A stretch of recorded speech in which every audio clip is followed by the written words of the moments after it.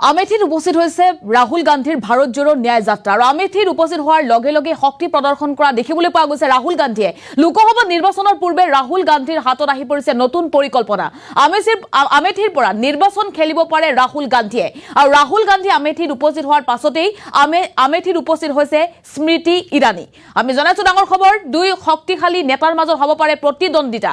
আৰু এই মুহূৰ্তত আমি ডাঙৰ খবৰ জনাইছো লোকসভা নিৰ্বাচনৰ পূৰ্বে ৰাহুল গান্ধীৰ নতুন পৰিকল্পনা।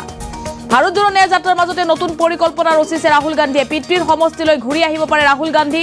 পৰাজিত আমেথি জয়ৰ চেষ্টা চলাইছে এইবাৰ ৰাহুলে। পুনৰ আমেথিলৈ আহিব পাৰে ৰাহুল গান্ধী। আমি জনাইছো ডাঙৰ খবৰ, আমেথিত শক্তি প্ৰদৰ্শন দুই প্ৰতিদ্বন্দ্বীৰ। এফালে ৰাহুল গান্ধীৰ ন্যায় যাত্ৰা আৰু আনফালে স্মৃতি ইৰাণীৰ জনসংবাদ। আমেথিত প্ৰৱেশ কৰিছে ইতিমধ্যে ভাৰত জোড়ো ন্যায় যাত্ৰাই।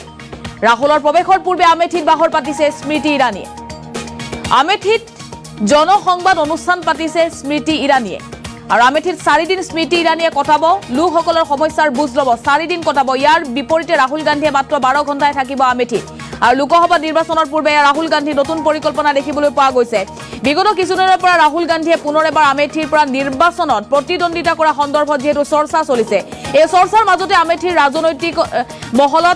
ৰাজনৈতিক মহল গৰম হৈ উঠা দেখিবলৈ পোৱা গৈছে। গৰম বতাহ বলিছে। ৰাহুল গান্ধীৰ ন্যায় যাত্ৰাৰ আজি আমেথিত প্ৰৱেশ কৰাৰ বিপৰীতে একে সময়তেই আমেথিত আজিৰে পৰা বাহৰ পাতিছে সমষ্টিটোৰ বৰ্তমানৰ সাংসদ স্মৃতি ইৰাণীয়ে। আৰু ৰাহুল গান্ধী এইবাৰ আমেথিৰ পৰা প্ৰতিদ্বন্দ্বিতা কৰিব। ইয়াৰ পূৰ্বৰ নিৰ্বাচনত, বিগত নিৰ্বাচনত ৰাহুল গান্ধীয়ে আমেথি আৰু ৱায়নাডৰ পৰা প্ৰতিদ্বন্দ্বিতা কৰিছিল, কিন্তু স্মৃতি ইৰাণীৰ বিপৰীতে প্ৰতিদ্বন্দ্বিতা কৰিছিল ৰাহুল গান্ধীয়ে। কিন্তু স্মৃতি ইৰাণীয়ে পৰাজিত কৰিছিল ৰাহুল গান্ধীক, কিন্তু ৱায়নাডৰ পৰা বিজয়ী হৈছিল ৰাহুল গান্ধী। আৰু এইবাৰ আমেথিৰ পৰা নিৰ্বাচন খেলিব পাৰে ৰাহুল গান্ধী। আমেথিত উপস্থিত হোৱাৰ পাছতেই ব্যাপক সঁহাৰি দেখিবলৈ পোৱা গৈছে, কিন্তু আমেথিত ৰাহুল গান্ধী উপস্থিত হোৱাৰ পাছতেই আমেথিত বাহৰ পাতিছে স্মৃতি ইৰাণীয়ে। বৰ্তমানৰ সাংসদ স্মৃতি ইৰাণীয়ে বাহৰ পাতিছে। এফালে ৰাহুল গান্ধীৰ এয়া ন্যায় যাত্ৰা দেখিবলৈ পোৱা গৈছে আৰু আনফালে স্মৃতি ইৰাণীয়ে জনসংবাদ নামেৰে এক বিশেষ অনুষ্ঠান পাতিছে, যি অনুষ্ঠানৰ জৰিয়তে লোকসকলৰ সমস্যাৰ বুজ লৈছে স্মৃতি ইৰাণীয়ে। অৰ্থাৎ দুই প্ৰতিদ্বন্দ্বীৰ মাজত পুনৰ প্ৰতিদ্বন্দ্বিতা হ'ব পাৰে, কিয়নো এইবাৰ ৰাহুল গান্ধী আমেথিৰ পৰা নিৰ্বাচন খেলিব পাৰে। এই মুহূৰ্তত আমি ডাঙৰ খবৰ জনাই আছো, ভাৰত জোড়ো ন্যায় যাত্ৰা আমেথিত প্ৰৱেশ কৰাৰ পাছতেই এয়া ব্যাপক সঁহাৰি দেখিবলৈ পোৱা গৈছে। এই মুহূৰ্তত আমাৰ হাতত মন্তব্য আছে ৰাহুল গান্ধীৰ। মন্তব্য শুনক।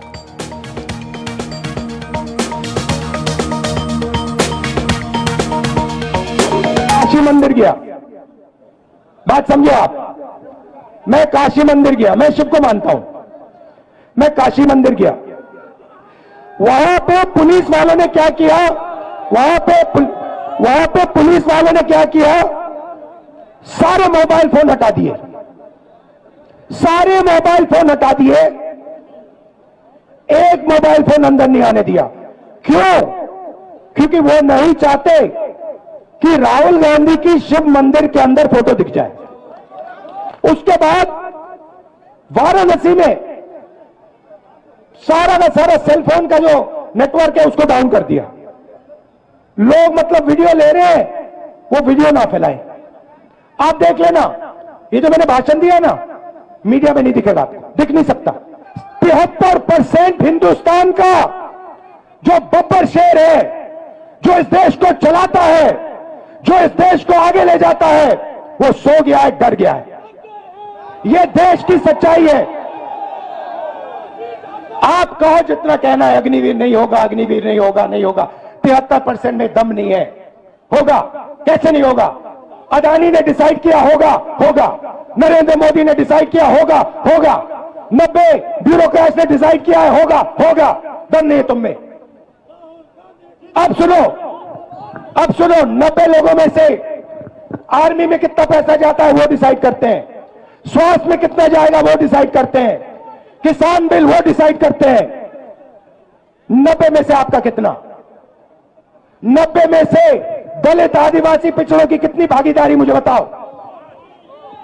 90 में से 3 ओबीसी, 3 दलित, 1 आदिवासी, 90 में से 7 आपके। और सुनो, पता कहां बैठे?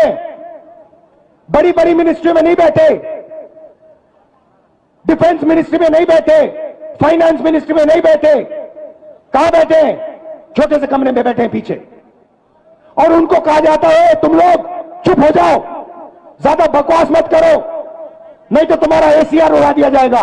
एसीआर समझते हो? नहीं समझते एनुअल कॉन्फिडेंशियल रिपोर्ट जिससे पिछड़े ब्यूरोक्रेट्स की, दलित ब्यूरोक्रेट्स की, आदिवासी ब्यूरोक्रेट्स की रोज हत्या होती है। एसीआर नाम समझ लो। अब सुनो, राम मंदिर का आपने इनॉग्रेशन देखा? देखा? सबने देखा? मुझे बताओ, अंबानी का चेहरा देखा? अमिताभ बच्चन का देखा? किसी किसान का देखा? किसी मजदूर का देखा? किसी गरीब का देखा? हिंदुस्तान की राष्ट्रपति आदिवासी है। हिंदुस्तान की राष्ट्रपति आदिवासी है। आपने राम मंदिर में चेहरा देखा? क्यों नहीं देखा? क्यों नहीं देखा? किसी दलित का आपने मंदिर में चेहरा देखा? किसी पिछड़े का आपने मंदिर में चेहरा देखा? तो फिर अब मैं आपको बताता हूं, आपने नरेंद्र मोदी का चेहरा देखा? आप कहोगे नरेंद्र मोदी पिछड़े वर्ग का आदमी है, और मैं आपको बताता हूं, नरेंद्र मोदी जब पैदा हुए गुजरात में वो जनरल कास्ट के आदमी थे। गुजरात में 2000 में उनकी जात, घाची जात को ओबीसी में डाला गया था। नरेंद्र मोदी ओबीसी नहीं है, नरेंद्र मोदी जनरल कास्ट के हैं, और नरेंद्र मोदी जनरल कास्ट के गरीब लोगों की भी देखभाल नहीं करते। मैं काशी मंदिर गया, बात समझो आप, मैं काशी मंदिर गया, मैं शिव को मानता हूं, मैं काशी मंदिर गया। वहां पे पुलिस वालों ने क्या किया? वहां पे पुलिस वालों ने क्या किया? सारे मोबाइल फोन हटा दिए, सारे मोबाइल फोन हटा दिए, एक मोबाइल फोन अंदर नहीं आने दिया। क्यों? क्योंकि वो नहीं चाहते कि राहुल गांधी की शिव मंदिर के अंदर फोटो दिख जाए। उसके बाद वाराणसी में सारा का सारा सेलफोन का जो नेटवर्क है उसको डाउन कर दिया। लोग मतलब वीडियो ले रहे हैं, वो वीडियो ना फैलाएं। आप देख लेना, ये जो मैंने भाषण दिया ना, मीडिया में नहीं दिखेगा, दिख नहीं सकता। 73% हिंदुस्तान का जो बब्बर शेर है, जो इस देश को चलाता है, जो इस देश को आगे ले जाता है, वो सो गया है, डर गया है। ये देश की सच्चाई है। आप कहो जितना कहना है अग्निवीर नहीं होगा, अग्निवीर नहीं होगा, नहीं होगा, 73% में दम नहीं है। होगा, कैसे नहीं होगा? अदानी ने डिसाइड किया होगा, होगा। नरेंद्र मोदी ने डिसाइड किया होगा, होगा। 90 ब्यूरोक्रेट्स ने डिसाइड किया है, होगा, होगा। दम नहीं है तुम में। अब सुनो, 90 लोगों में से आर्मी में कितना पैसा जाता है वो डिसाइड करते हैं, स्वास्थ्य में कितना जाएगा वो डिसाइड करते हैं, किसान बिल वो डिसाइड करते हैं। 90 में से आपका कितना? 90 में से दलित, आदिवासी, पिछड़ों की कितनी भागीदारी मुझे बताओ?